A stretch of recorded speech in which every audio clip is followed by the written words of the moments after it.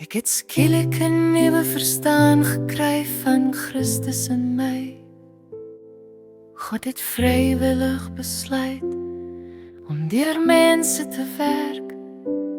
Ons moet sy hande, voete en stem wees. Ons moet sy getuies in die wêreld wees. Ons moet sy liefde in die wêreld wys. Maar hier is ek vasgevang in verlam-syndroom. Ek kan wel nie my hande en voete gebruik nie, want ek is verlam. Maar is dit 'n rede vir verlam-syndroom? Nee, want ek het 'n glimlag en 'n stem. Maar wat gebeur as ons verlam-syndroom het?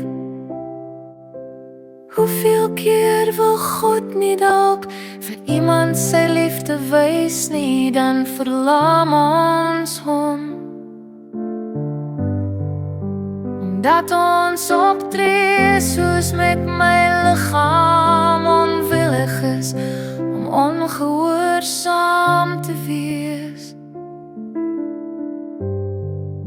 Dan kom die verskonings as ek eers dit reg het of dat gebeur.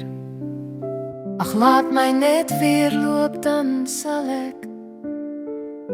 Ag, laat my net weer my hande gebruik.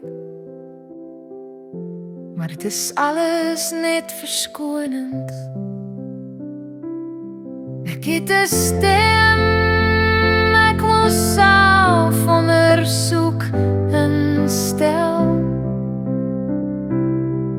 Vir myself die vraag beantwoord.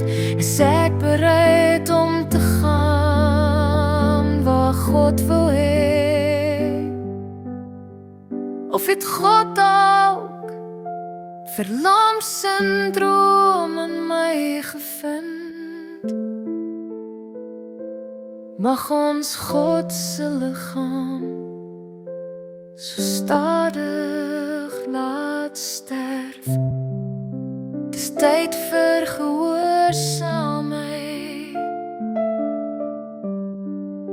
Het God ook verlam-syndroom in jou gevind?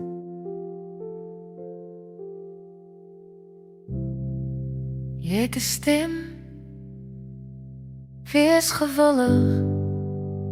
Ons moet sy hande, voete en stem wees. Ons moet sy getuies in die wêreld wees. Ons moet sy liefde aan die wêreld